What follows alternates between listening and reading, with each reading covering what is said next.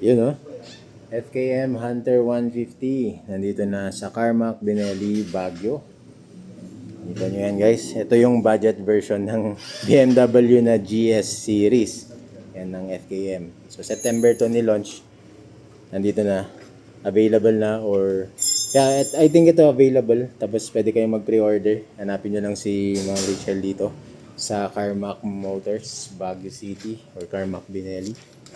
At yung kapatid na itong Hunter 150 na parehas na pang adventure or dual sport. Ayan, nandun na. So, ayan yung Ranger 150. Ayan. So, nakuha na. Yun yung nakuha.